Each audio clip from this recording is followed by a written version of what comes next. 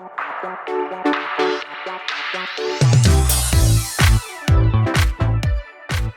love thinking about it. I wish it was like 4 stages, like your first 25 years, your second 25 years, up to 75, your third, that's la tercera edad, right? And then that fourth era.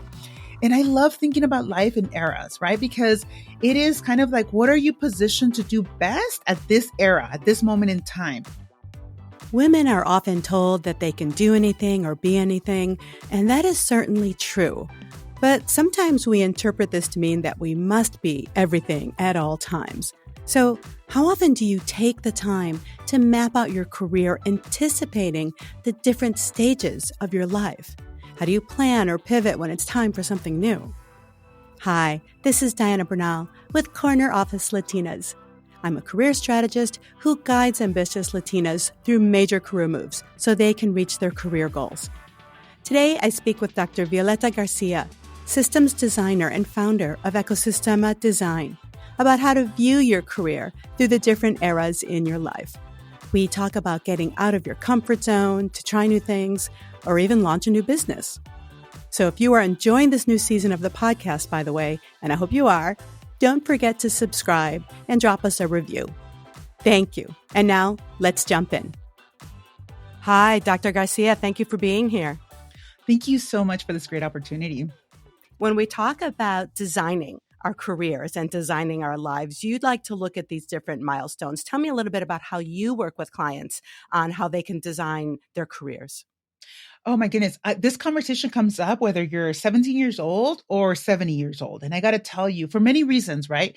At 17, the question is, well, what am I supposed to major in? What am I supposed to study?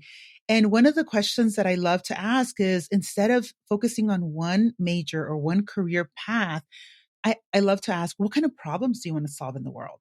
Right? Because there's so many contributions we want to make. You say, oh, I really want to contribute to sharing about global climate change, or I really want to contribute to women, right, in leadership, or women telling different stories about who they are. So we go into the skills and looking at what are the skills you want to build out. And then we kind of match jobs to that. Instead of focusing on job titles, we focus on the skills. And from a young woman, right, looking at going into college, even picking a major to say, I'm going to be a biology major, I'm going to be this, that, it's so limiting to think about it that way. But if you say, I actually want to learn how to think critically, I want to learn how to design, I want to learn how to put projects together, then your portfolio of classes looks very different than if it was just like this major and that's it. I'm just going to stick to the major classes. Instead, you look at your life as a canvas. What is it that I want to learn, the skills I want to develop?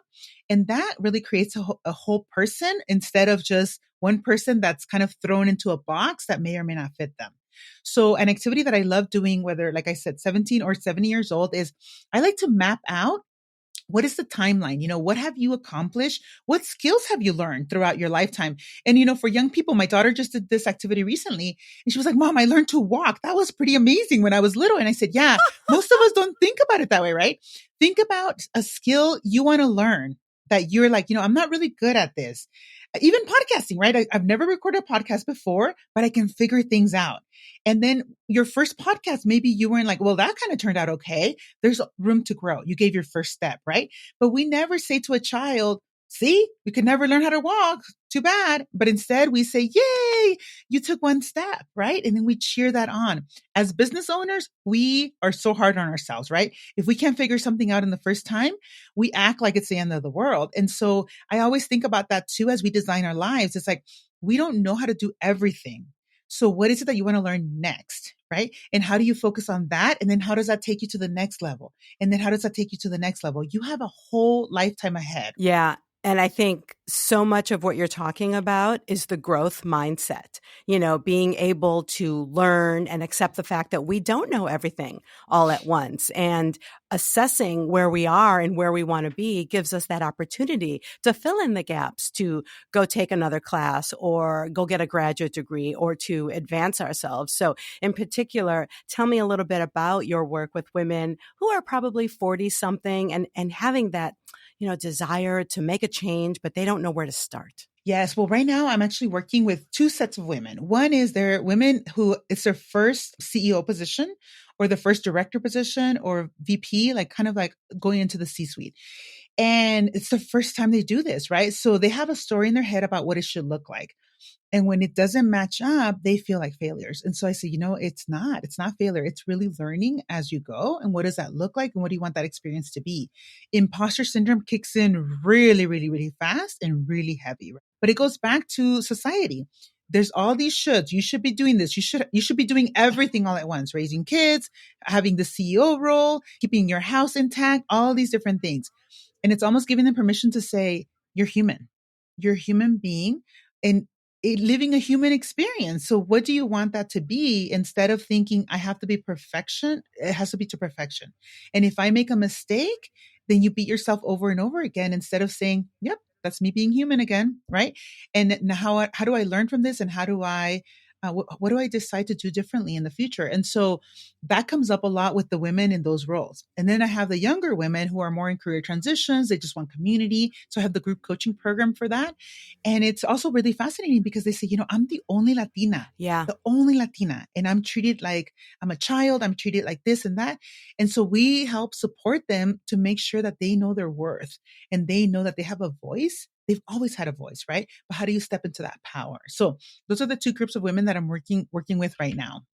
Yeah. And it's interesting that you talk about the firsts, because here I am in Southern California, and there were many times when I was either the first woman, the first Latina, the first Hispanic of any sort to be at the leadership team, to be at the table. And it happens still in California, and it happens so much throughout the United States. So that support, I think, is so vital. So that way we can see other people and we can talk with other women in these situations. And that's why I think the support piece is really important, because we need to find other women that we can look up to. A lot of people in their 20s and 30s still don't have those role models in the corporate office, in the corner office, because of the way people have or have not moved up for the last 10 years. Mm-hmm. Did you see the research report that came out a couple of weeks ago? Oh, yes. Yes. Yes. As you know, we do a lot with Lean In and Lean In Latinas, and we're going to be talking a lot about that this year, how women are only represented in 1% of corporate jobs, which, considering that Latinas make up 10% of the population in the United States, there's definitely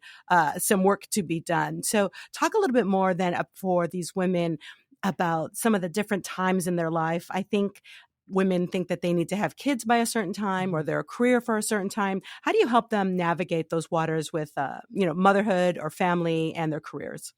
Well, when we do timeline, it's very interesting because if the person is early on in their career, they mark, 18 years of life. And then they look at what I do is I try to get the oldest grandparent that's lived just for them to create awareness about how long they could possibly live. My grandmother died a week before she turned 95. Okay. So here I am, right? I'm thinking from 0 to 95.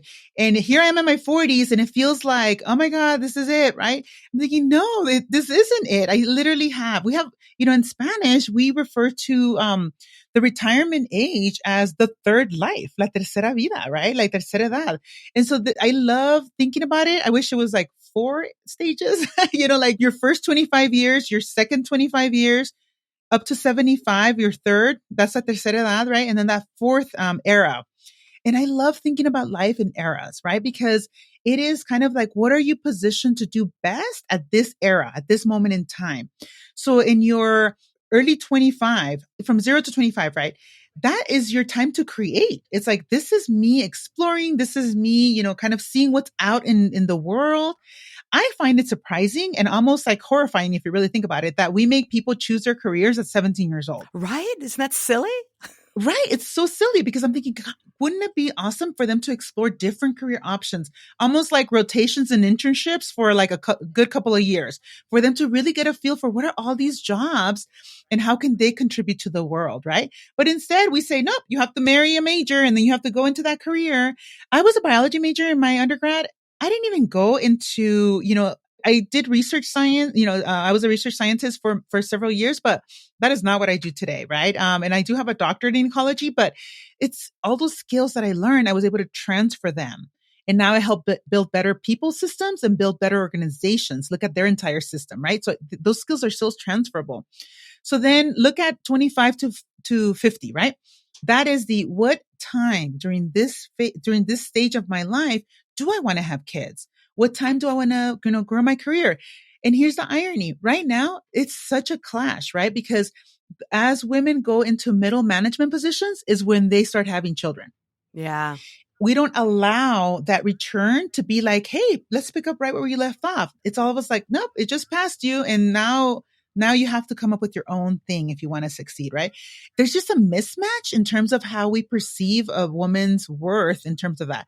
But we also know that research tells us that the most um, creative processes happen when a person is over 40 into their 50s. Like companies were created with amazing women in their 50s, right? Businesses launched, inventions made, all these different things. And we think, oh, that's the end of the world. And so I really try to help women redefine that. No, it's not the end of the world. You still have literally like 50 to 60 years left, especially if you live up to mid 90s.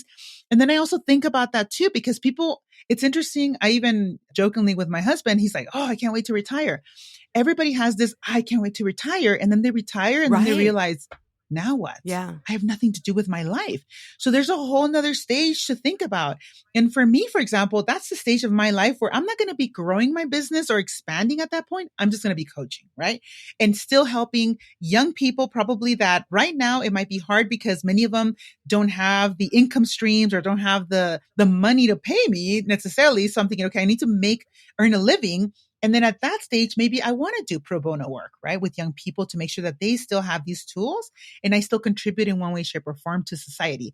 So, because I think that that's one of the biggest mismatches. People retire thinking, oh, I just want to play golf all day. But the reality is, at 65 years old, that's still a good 30 to 40 years left. Are you going to play golf for 40 years, right? And maybe that answers yes, and most likely no. And some people right But now, eventually you get a little bored. yeah, you get not only do you get bored, but you lose your sense of fulfillment and your purpose in life. Purpose. Yes, that word just came to mind. And I wonder, I don't know if you're seeing this, but I'm hoping, because I do see some comments about people now starting to recognize and embrace the value of people who have been in the workforce for a long time, the people who are over 50. I think there was a trend in the early 2000s. We wanted all the young kids in hoodies to do all the startups and the tech stuff. But UCLA just hired its new chancellor, and he is 70. Mm-hmm. He is 70 years old. So in fields like education, certainly they look for experience in places like healthcare and also for pilots. We want experience. And I'm hoping that comes into corporate America as well. I don't know if you've been seeing any of those conversations. We have. And, so there's two stories, right? One is ageism is real, and so if a person is older and identifies that in a resume, they don't even get seen. So there's that dynamic, right? But then there's also what we make it mean, right? I work with a client. She was an interim CEO and she believed the thought that it was like, nope, I could never get another job. And I'm thinking, well, how long ago did you get this job? And she was like, well, I got it last year. And I'm thinking, okay, so at 62 years old, you got this job. So why do you believe the story that you can't get another job at this level, given that you have experience, given that you have that? Well, it's just people are not calling me back, right? So there's two dynamics. There's the system, and then there's us believing all the sticky BS in the system, right? And to say, you know what, I actually don't accept that. Like, that's not my story. Right? Even though you might have 100 proof points that is a story, you can choose to say, I don't want that to be my story. And guess what? Once she got unstuck from that, she now has a COO position that pays her close to $50,000 more than what she was making before. That is so terrific. I think we do have to look at those options and stop telling ourselves these stories. We talk about thinking traps because if someone doesn't call you back, you start to imagine why. But all it is that they didn't call you back on this particular time. So you need to keep thinking and keep networking, keep connecting with other women, because not only will those people identify opportunities for you, but that's your support system. And those are the stories that they need to hear of women over 50 who got terrific new jobs and are still out there. Yeah. And then we also have, guess what? If nobody wants to hire you, what's the worst that can happen? The worst that can happen is you go into business for yourself. You go into business for yourself. And if that's the worst, scariest thing that can happen, that's not that bad. Yeah, yeah. No, trust me. I know when I went out as an independent consultant, I had the fear, but then I also realized, gosh, I wish I would have done this sooner. And that's what everyone says. I wish I would have done it sooner because the minute you are out there and you are connecting, that's why it's always important to keep that strong network. Then people will tap you for those opportunities because you do have that expertise, which is so valuable. You just hit on another story that I hear a lot from the way we've been socialized. And this is my mom talking. Okay. I remember when I first got my first government job, my first, I had a teaching job first, and then I worked for academia for some years, and then I got worked for the Department of Education. And her story was, you should take care of that job. Like, I should be so thankful to have that job, right? Don't make Right. waves, don't talk back, whatever that was, right? But it was her story that I should be thankful that I have a job. Yes. Yes. Okay. That gratitude. I should be grateful. The gratitude. I should be thankful I have a job. I should be thankful that they decided to hire me. Right. So notice all the worth is put on validation rather than me and my own worth. Right. And I said, what if that wasn't my story? What if I mean, it's great to be recognized, but not, I don't want my worth to be in somebody else's hand. Right. What if I decided my worth is what I have to contribute to the world because I want to do that, not because somebody else is saying, yeah, you're doing a good job. And when I let go that I needed a regular salary, then all of a sudden, like, my business has grown, right? Because then Yeah. I literally have no limit as to what I can make. So tell us about how you start from a biology major in college to where you are today. Tell us about your work. Oh my gosh. Okay. So I got to tell you, entrepreneurship has always been in my blood. My dad at 14 years old, he hired me without paying me for 20 years Yeah, or and that something. means you're volunteering, Dr. Garcia. So, but you know what? Okay. And I got to come back to that. Okay. Because this goes back to, we just didn't know any better. Okay. So my dad hired me. I used to do his accounting, bookkeeping. Everything that he didn't know how to do, he would go, Violeta, he goes, figure it out. And I'm like, okay, I would figure it out. I would call other states and I'm like, how do you get a permit to, go into Arizona or into Florida? And I would get all his permits to go. He was a truck driver. And I just figured it out. Right. And then I thought, I'm running my dad's business. Essentially, I would invoice people. I created all the invoice forms for him. And I learned how to, do all these little nuanced business protocols, right? Just like the way a business worked. And I was like, all right. And I did that for many years. And then my uncle brought me into his company. He was like, hey, I need you to help me with invoicing and putting together all these things. He had a furniture company, a trucking company. I was like, all right. And then my seventh grade teacher, Mrs. Jackson, completely changed my life because she was like, someday you're going to have money and I need you to learn how to invest. And I was like, oh, what's that? And so in seventh grade, she taught me how to buy Apple stock and Nike stock and potatoes. Okay. Love Stock. her. I just did not know that my parents didn't have any money at the time. So I didn't physically buy it, but gosh, I'm thinking, I know it's possible now, right? That sense of possibility was amazing. So then from that, I started becoming this little startup launcher, So in high school, my counselor came to me. She's like, oh, these kids need tutoring. And I said, what's that? And she goes, oh, it's when you help kids learn the material. You don't give them the answer, but you help them learn it. I said, oh, I can do that. I mean, immigrant from El Salvador, I never had a tutor, And so she helped me become a tutor for these other kids who were failing when we graduate. So I had my own tutoring business. Well, I saved $20 every week. I was like 16, 17. And then by the time I had enough money, I had $1,000 to invest when I turned 18 years old.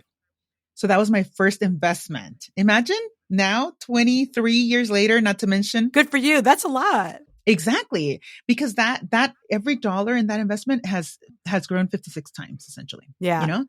So it's some like crazy number like that. So the interesting thing though, is that now with my own business, I can actually hire my own kids now. Ah, yes. And they do kid related things, for the business, but they have a custodial Roth IRA.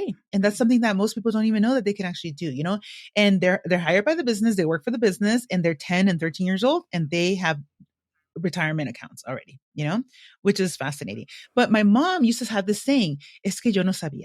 I just didn't know. And I'm thinking, yo sí sé. So I can actually do that intergenerational shift, the generational, I don't want to say just handing over money but we're going to be the first generation that actually leaves something behind for the next generation. It's generational wealth building. Yes, yes. And we are teaching them in every way. And we are talking about money in whole new ways. I don't know about you, but money wasn't really talked about in the house. And I once asked my parents about do we have a budget? Like I must have seen something in my economics class or whatever. And she's like, well, we just kind of make it work. Okay. That's not sustainable, but that was where they came from. So I know better. So you do better. And so that's also another phrase that we like a lot. You know better and you do better. And that's kind of what you're saying, is that every generation can add to their wealth then, because the knowledge that you have about business, then you're installing in your daughters. Absolutely. And then, which brings me to really what we're going to like bring it all together, right? My number one reason and why I work with women in leadership positions that are directors, VPs, and above to CEOs is because I know they're earning really good money. But not only do I want them to earn money, right? If they want to exit that system, I want to show them entrepreneurship and how to build something just for themselves. So the first step really is making the money, right? And the second one is investing that money, because there's no way you're going to get to become a millionaire if you don't invest. Like it's just, there's very few jobs where you can actually earn millions of dollars, right? And very few people that actually, I think, Apple, the CEO of Apple probably is the only exception that I can think of. Very few people though, that actually become millionaires through the company that they work in. So investing that money is that really the second step, and then protecting that wealth, right? Educating our kids on how to, if they're going to inherit this money, how do you manage it? How do you grow it? How do you not just blow it off, right? Because to me, it's like, yes, it's hard earned money, but we also have the duty to educate ourselves about it. And how do we protect it? How do we put our houses and estates, all these different things in different trusts, rather, for us to learn. We don't know this stuff because nobody ever taught us, right? And so there's this dynamic of like, not only do I want to earn the money, really build that wealth bucket, I want to grow it, and then I want to help protect it so we can actually pass it down. Really like the idea of the 7 generations into the future. That's what I'm thinking about, right? As I think through this.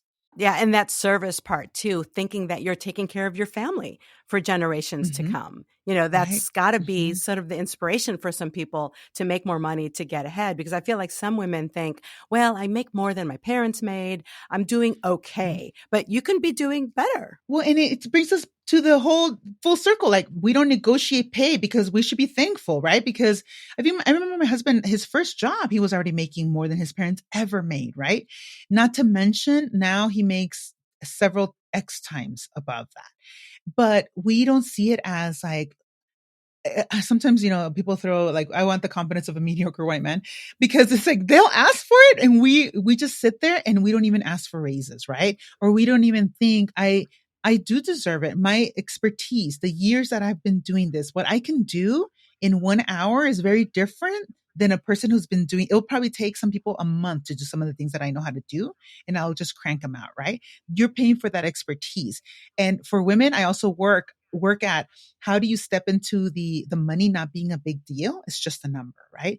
And so we'll do in the community, in the group challenge, we'll do things like earning $1,000, just for them to really, really see that $1,000 is nothing in the grander scheme of things. That it should be like, you know what? I have 10 ways that I can make $1,000 like this. And if I do that over the next 10 months, I'm going to be $10,000 less in debt. That's a goal to have, right? But really looking at numbers as just numbers and taking away that emotion that we don't deserve the money, or my parents had more than this, and how can I ask for more? It's like, well, times are different, right? And why not us? Why not for us? Yeah, and there's nothing wrong with it. There's no taboo about money. I think some people equate money with corruption. It's so much that they can't even imagine it, but just being able to tell yourself that it's okay that you make more money than your parents, and that that's not the bar, I think, to compare ourselves to. It's the marketplace. What is the market paying for our skills and our expertise? Or even deeper than that, what is it that I want to create in the world, and how much money is that going to take, right?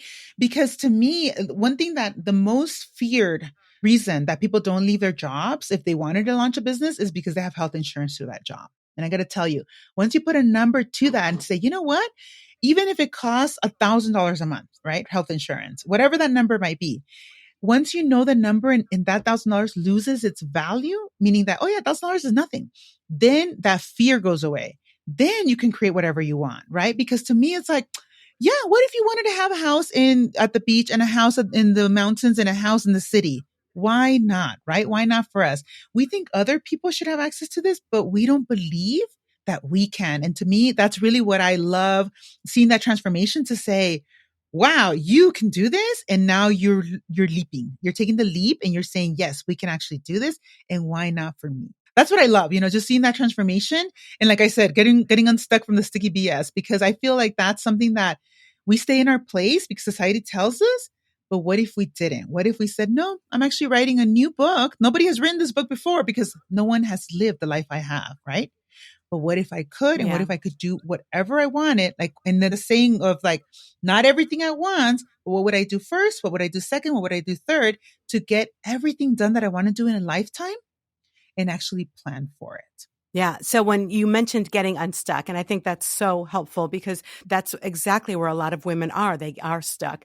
What are 2 or 3 questions that they could ask themselves to try and propel them forward, to try and think of something new? Do you remember that example I gave you about a child learning to walk? Yeah. This is where it matters because we don't think about that, right? We didn't just start running from day one. It's just, what is that one step? So one question I love to ask is, what if I knew? Because we find comfort in saying, I don't know. I just don't Mm-hmm. know. And I'll question them and say, what if you did? What if you did know? What if you had 5 options? Which one would you pick, right? Or what if you even have one idea? What would you try? Because they're also just afraid to try anything because it's better to be comfortable not doing anything and it feels like comfort.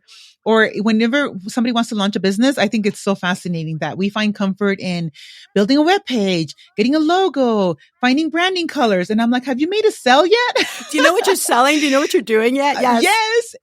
And even like I said, all you need is an offer and you need to test that offer. And they're like, what do you mean? I said, yeah. So when I tell them about how I started coaching, I said, look, I had a coach at that time.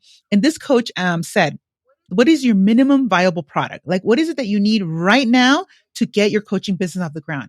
And I said, I need a way to charge people and I need a Zoom link. And she said, okay, do it right now. And she made me do it right then and there. And then she says, okay, she goes, and now you're going to go make an offer. And then I was like, oh my gosh. Right. And then I went and made an offer and then I made 2 and 3. And now it's been hundreds, right? Hundreds and hundreds of offers. And I've gotten many, many no's. And that is the most uncomfortable thing.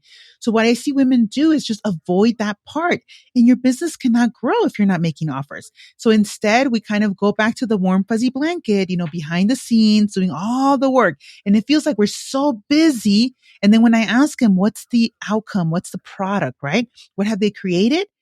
They can't answer that. We get stuck in the things that don't generate money instead of focusing on the things that are revenue generating. And then we get stuck in the things that make us feel like we're busy, but we're actually not getting a result.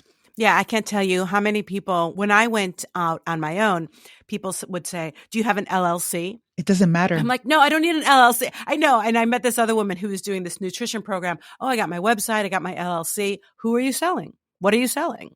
So that's another thing too, the story about what it means to even start a business. Yes, you have to go and kind of investigate in your own state what that takes. But in Colorado, I got to tell you, it doesn't take very much. You can start as a solopreneur, launch and go from there. And as you grow, you're going to learn and you're going to build as you go. Because if we wait until that perfect moment, imposter syndrome shows up as perfection. Awesome. And it doesn't even let us do the work because we're so worried about getting it right. Oh gosh. Amen. I just did an episode on fear of failure and I talked about that perfectionism. That's a fancy way of procrastinating and avoiding whatever it is that we're avoiding, showing up or doing the thing or making the sale. So Dr. Garcia, where can people find you? LinkedIn is the best place to find me. I'm at Dr. Violeta Garcia on LinkedIn. And I will be putting out, right now we have this great opportunity for launching, not just coaching, because one-on-one coaching is great, but what we're doing is we're putting together a mastermind to bring entrepreneurs who feel stuck, just like what you said. So the mastermind is called Get Unstuck. And we're going to support entrepreneurs with a full day of designing their roadmap, pretty much building. Imagine a house needs blueprints, right? What is a blueprint for your business? And then going to what you said, people start believing these thoughts that they can't do it, that they don't know how to do it. So we're going to provide coaching support for 5 months, Wow. So we're going to do one-on-one coaching support and we're going to bring them together as a mastermind group and offer special topics, whatever it is that they need to, whether it's sales or, whatever topic comes up that they don't feel comfortable with, we're going to help them get through it. And I think it's one of the best offers I've had because I want them to get unstuck. I need mujeres, Latinas, right? Women of color to be business owners, to become those millionaires, because if not us, then who.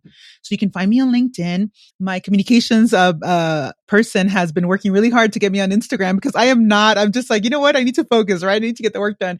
So on Instagram, you can find me at Ecosistema Design. And then I believe I have a TikTok as well. So you can find me there too. I will link to all of these, and we look forward to seeing those videos of you on TikTok or Instagram or wherever you may be. But thank you so much for sharing your wisdom today. Well, thank you. And I will be in Los Angeles in August. Yeah, so we can meet up. Let's do it. All right. See you soon. Sounds good. Take care.